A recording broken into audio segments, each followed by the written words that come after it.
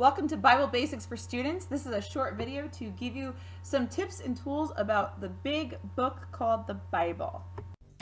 What type of book is the Bible?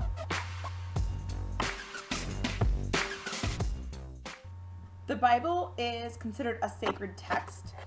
Some other sacred texts that you might know about are the Buddhists. They have the sutras. The Jewish faith has the Tanakh, the Mishnah, the Talmud, and Midrash. The Islamic faith has the Quran. The Hindu faith has the Vedas. And as I mentioned before, Christianity has the Bible.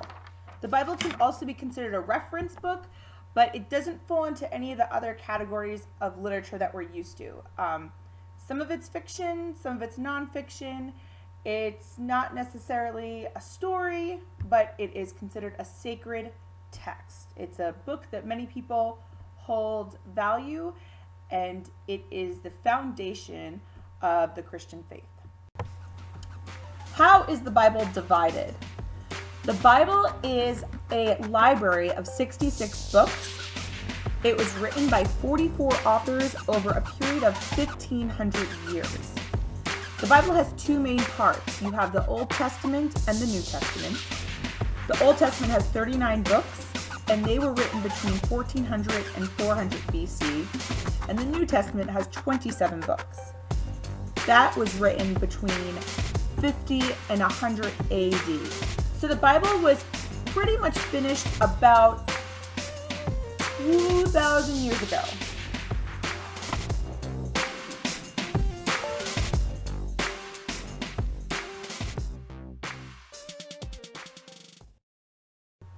Now, with the Old Testament, you are looking at the first 5 books, which is Genesis to Deuteronomy, and they are considered the law. The next section of books is history, which is 12 books, and that is Joshua to Nehemiah.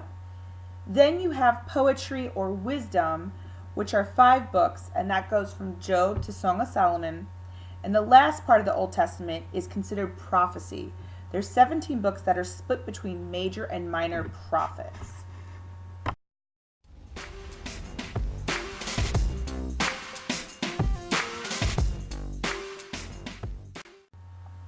The New Testament is broken up into the first 4 books are considered the Gospels. Then you have one book of Acts, which is history. Then you have epistles, which are really letters to either people or churches. You have Paul's epistles, which are 13, and those are to different churches and to individuals, and the general epistles, which are 8 books. The final book of the Bible is Revelation, not Revelations, and that is considered apocalyptic, which means after the world has ended. Now, the Bible in itself is a very large book, so you really wouldn't want to just sit down and read the whole book because it might be confusing, it might be hard to understand, but there are plenty of tools to help you understand this book. People don't read this book and then they're done. They reference it, they research it, they read the stories in it, they gain inspiration from it. So some of the tools that are available to you are plenty of websites. One website that I find particularly helpful is BibleGateway.com. There you can find different translations of the Bible. You can look up any Bible verse you're thinking of. You can also look up keywords. Another website that's very helpful is called TextWeek.com. This is very specific to if you're preaching or if you want extra ideas for a certain Bible story. You might be able to find art on there, you might be able to find videos. So if you were leading a Bible study or you were looking at a particular verse in a Bible, you can find lots of additional information.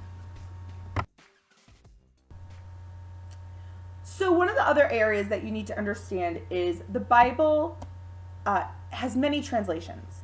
Some translations are from one language to another, so from English to Chinese. Another translation would be from older language to newer language. So the King James Version is considered a much older language style, and the contemporary English version would be a much more newer English style that is more familiar to the person listening. In addition to translations, there are also paraphrases and stories. So this one is an example of the Bible, the basic idea of the Bible, written into a book format. So if you're a reader and you love your books, but you want to learn a little bit more about the Bible, this might be something to get into. The numbers that help separate the verses are not in here. It is a story, and there's chapters. Very helpful to someone who maybe feels overwhelmed by trying to read the Bible but wants to learn more of what's in it. Something else that's very cool that I think is neat is the Message. This is not a translation either. It's a paraphrase. A paraphrase is when you sum up a story and you rewrite it in your own words. The idea is still there, but it's not a direct translation. You can't connect one word or one verse to where it was translated from. So this is actually a devotional book that is separated, and the language is very modern. The Message will often, when you have a version of it, will really just give you a chunk of verses instead of each specific verse. So you kind of know where you're at, but you have to have a Bible next to you if you want to do a direct understanding of what verse you're looking at. Here's another example of a book format that has a Bible topic. This is Jesus. This is pretty much the story of Jesus. It's written by Walter Wangerin Jr., who is an excellent storyteller. He's done this with a couple different books, but this is the story of Jesus. So where the Bible has 4 accounts of the gospel, this kind of combines them all and tells Jesus' story from birth, most likely to ministry after resurrection. So that's something to know about as well. So the first thing I want to tell you guys is that not all Bibles are equal. You might have a basic Bible that really just has all the books of the Bible, and that's it. It's not going to have any extra information in it. It's just going to be the text. An example of that Bible is right here. It might be hard to see, but you can see there's not any extra information on any of the pages. There's a table of contents, and there's not any pictures. There's not any extra information. It's just what you see on the page. The next type of Bible that you might find very helpful and interesting would be a study Bible. Now this guy is pretty hefty. It's actually the one I used when I went to school for youth ministry. A little bit of background there. But this Bible has extra information such as maps. It then also has,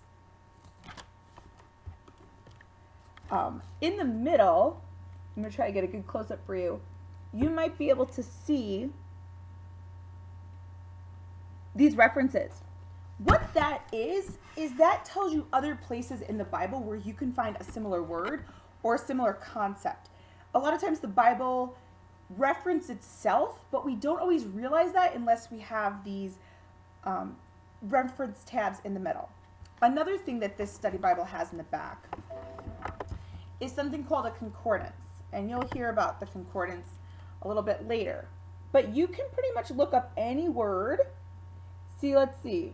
That word is overflow. And it'll tell you every single place in the Bible that word is written. If you have a different translation, it might change where you're going. But that is very, very handy. Sometimes you might even have a dictionary in the back of a study Bible, but a study Bible is excellent. One of the other elements I forgot to show you was at the bottom of a study Bible, you're going to have little details about each verse that is not going to be included in the Bible. So it might say something like, it might explain a word in the Bible, or it might explain what they're referring to.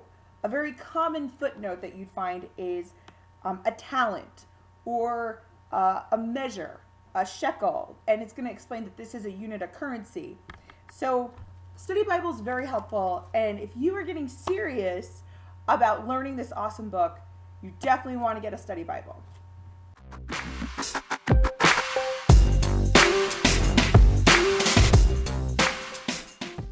Now, as I mentioned earlier, you saw in my study Bible there's a concordance in the back.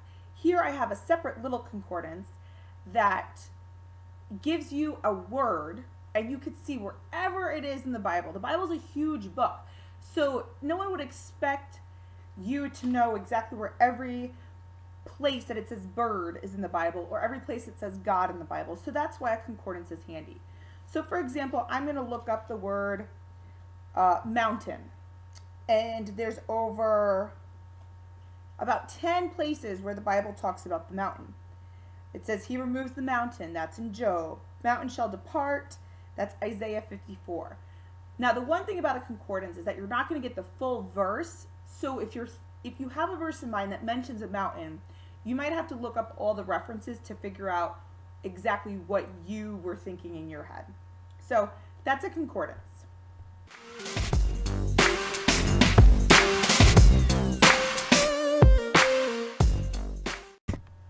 The next type of book I have considered reference books is a Bible dictionary. It looks like my little concordance. It's very handy, and once again, there's going to be a lot of things that are in the Bible that you may not understand or know what they're talking about, because the Bible was written in a very long time ago. That doesn't mean it doesn't matter today or it can't be applied to today. It just means there's going to be some words and some concepts that are going to be unfamiliar. So it's just like any other dictionary. It's alphabetical order. This one actually has a little picture of a candlestick. That's kind of handy. This one has a picture of a shekel. I mentioned that earlier. A shekel is a form of currency, like we have a penny or a dime. That's a shekel. So it's just really handy.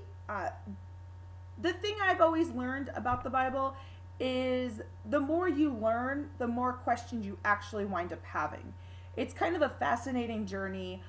Even people who've been studying the Bible for their whole life never seem to fully say, I know everything I want to know. It's a really fascinating part of your life to devote to and to gain knowledge from. So that's a reference book.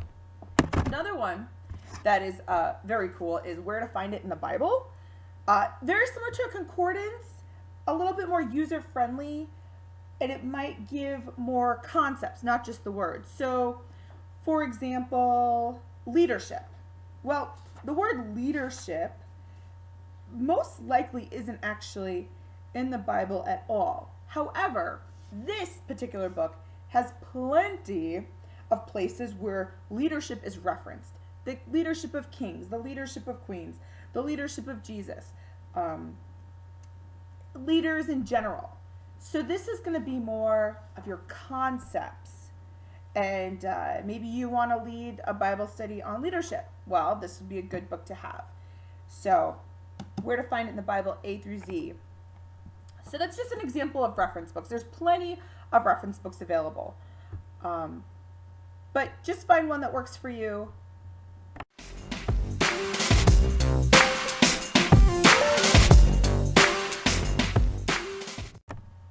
Now, last but not least, you're going to have your topical books that are written about the Bible. Here's one. It's the Parables of Jesus. It's very fancy. It's very pretty. It's kind of like a gift book. You can see there's pictures in it. And it's going to have a little bit of opinion about what the stories are. That's example number one. Example number two is this guy right here. It's Be Right by Warren Wiersbe, and it's all about the book of Romans. So this is, once you kind of get familiar with the Bible and you feel comfortable, you might say to yourself, oh, Romans is a cool book. I want to learn more about it. Or I might want to look up some stuff. So there are more than enough ways to expand your Bible knowledge, to learn more. And one of the reasons why the Bible in itself is very important is because we actually have a lot of our history that comes from it, in the sense of laws that were written. A lot of the laws that we abide by today come from the Ten Commandments. There's a lot of historical figures that might be referenced, like the flood. Some of you may or may not know that there's a flood narrative in lots of different cultures, not just Christianity. Another interesting thing is that the Bible is historically accurate. That has always fascinated me. So whether you believe or not exactly believe all the details or the idea of Christianity, the Bible, you can find the places in the Bible, the timelines line up, the kings and the queens that are referenced all line up. So standing alone, it's extremely historically accurate, which I think lends itself to just how cool of a book it is. And it's stood over the test of time. There's many copies of it. If you go to a hotel room, look in a drawer, there's typically a Bible in there. So I hope this video helps you understand a little bit more of the book. It's kind of a mystery. It's a very big book, but you just got to break it down and look at your options and get the tools that you need to better interact with the book and read it. So thank you for listening. Have a great day.